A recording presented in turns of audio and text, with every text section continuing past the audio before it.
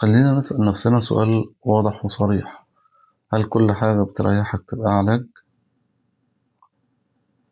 ولا في فرق كبير بين إنك تحس إنك أحسن وإنك فعلا تكون أحسن؟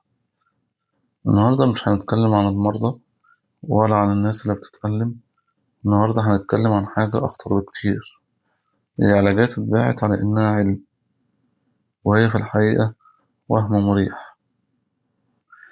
ودي واحدة من أكبر الفضايح اللي كشفها كتاب فيتس فيك أند فراودز in Physiology. السلام عليكم ورحمة الله وبركاته.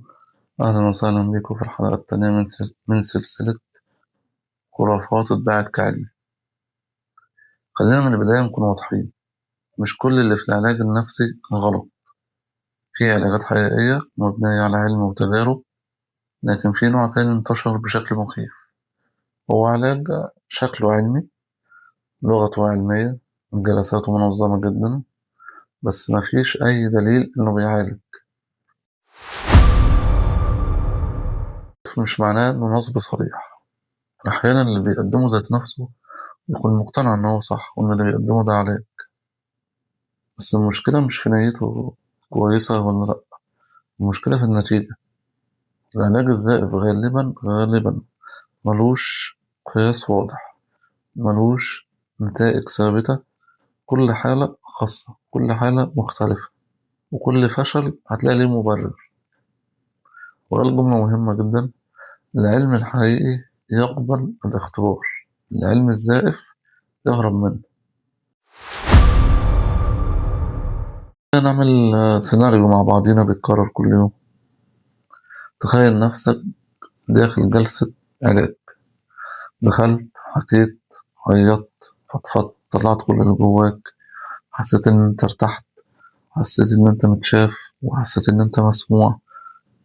طب الأسبوع اللي بعده تمام، ترتاح، الدنيا زي الفل. طب تعالى بعد شهر، هتلاقي إيه؟ نفس القلق، نفس الفكرة، نفس الدوام اللي أنت كنت فيها. هنا هيجيلك سؤال خطير: طب هو اللي حصل ده كان إيه؟ مش أنا كنت بتعالج؟ هو كل ده كنت بضيع في وقت ولا حصل إيه؟ هو اللي حصل ده كان مجرد تفريغ. يعني إيه تفريغ؟ هو التفريغ انت بتقول الحاجات اللي جواك، بتقول الكلام اللي جواك، الافكار اللي انت بتفكر فيها. طلعت الافكار اللي جواك بس كده، مش أكتر. تفريغ مهم، بس هو لوحده مش علاج، مش بيجيب نتيجة، بيريح بس. العلاج الحقيقي بيغير طريقة التفكير أو السلوك أو نمط الاستجابة. غير كده انت بقى فترة راحة هدنة، بس انت واقف في مكانك. انت حتى ما خبطتش على الباب اللي عامل السبب.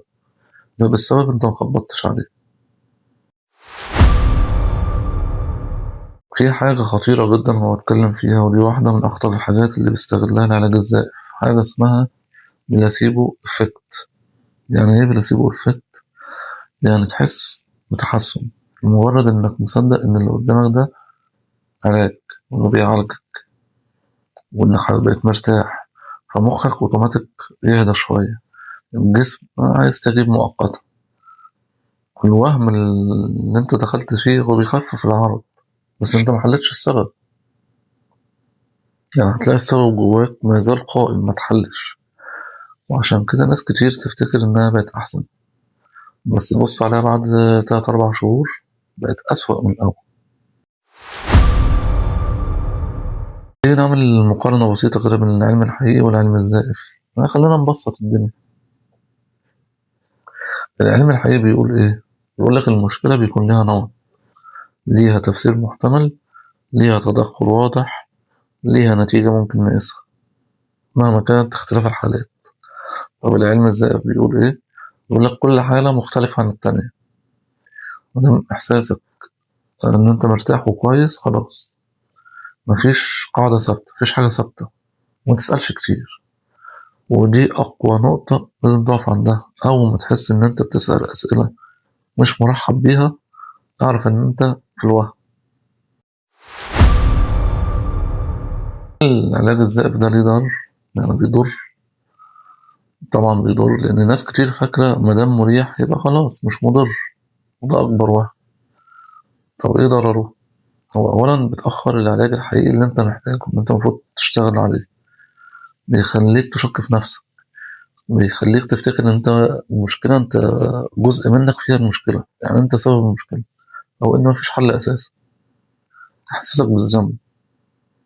وهي جملة مهمة، قال لك العلاج الزائف مش بيكسر العظم، بس بيكسر الأمل على المدى الطويل. طب ليه الكتاب ده مهم ولازم نقراه كلنا؟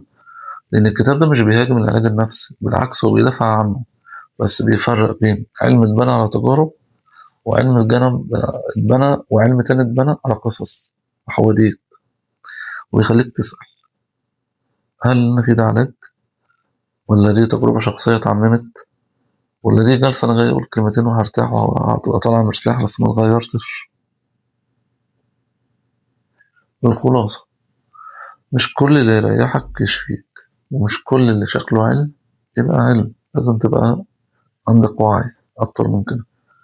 وفي الحلقة الجاية هندخل أعمق، هنتكلم عن علاجات اتشهرت واتباعت والناس صدقتها من غير ما يكون ليها قاعدة ولا ليها دليل حقيقي.